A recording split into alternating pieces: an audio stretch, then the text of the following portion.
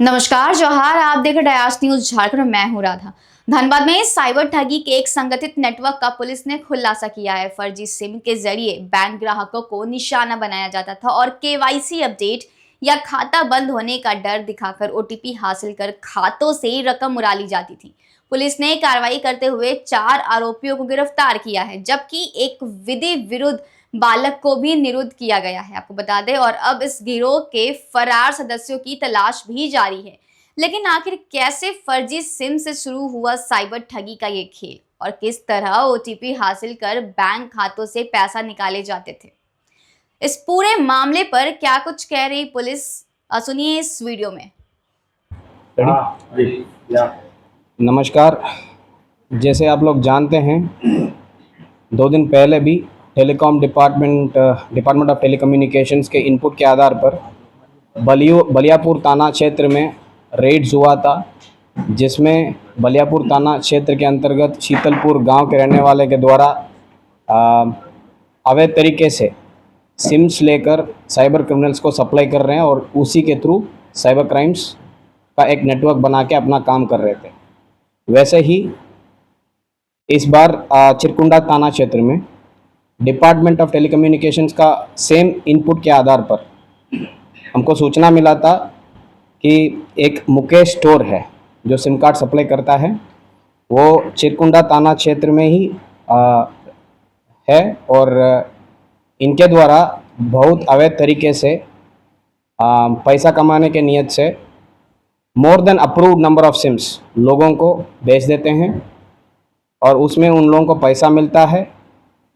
और ये जो सिम्स है अवैध तरीके से जो बेचा जा रहा है, उस सिम्स के खिलाफ एनसीआरपी पोर्टल में साइबर क्राइम का बहुत सारा कंप्लेंट्स भी रजिस्टर्ड है।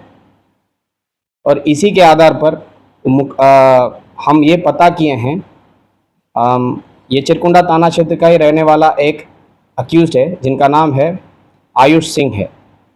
इनके नाम में लगभग 15 to 16 सिम्स इश्यू हुआ है और उसमें बहुत सारा सिम्स साइबर क्राइम के लिए यूज़ हुआ है।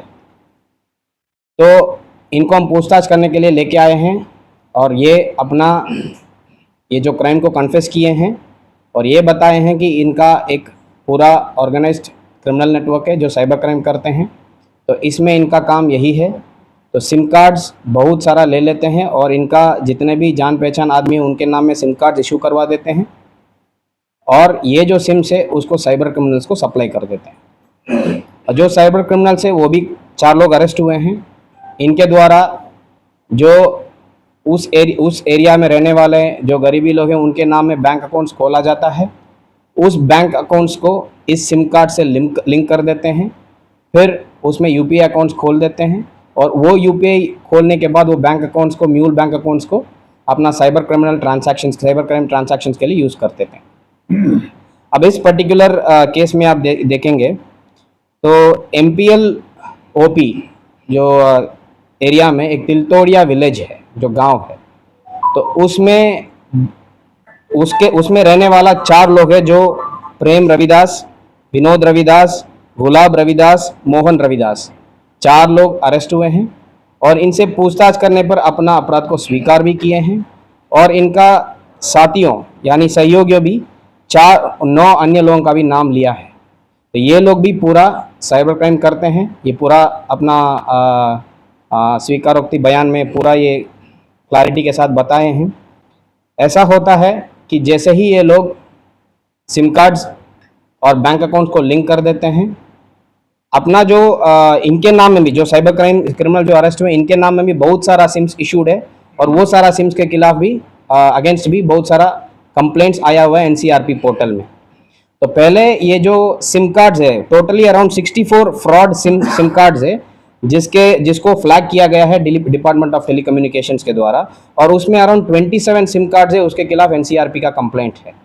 तो एनसीआरपी पोर्टल, 1930 पोर्टल, संचार साथी पोर्टल और चक्षु पोर्टल, ये 4 पोर्टल का डेटा एनालिसिस के द्वारा ये इनपुट हमको डिपार्टमेंट टेलीकम्युनिकेशंस के द्वारा दिया गया है। तो ये लोग ऐसा करते हैं, जो जैसे ही SIM cards and bank accounts link होकर रेडी हो जाते हैं, इस केस में पर्टिकुलरली यूको बैंक का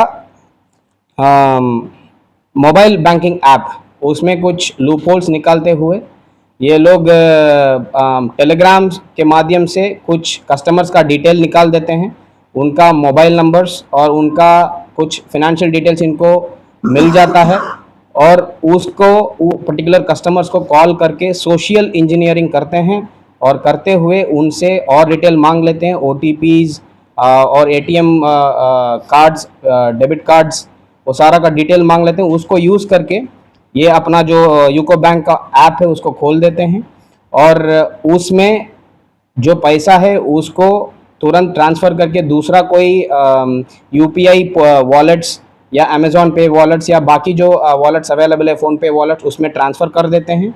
और ये जो वॉलेट्स है उसका ओनर कोई या जामताड़ा में बैठा हुआ है या कोई दूसरा ज़िला में बैठा हुआ है, इनके साथ ये साइबर क्राइम में हेल्प करते हैं। तो जैसे ही उसमें पैसा डाल देते हैं उसमें इनको एक कमीशन मिल जाता है। ये इस केस का MO है।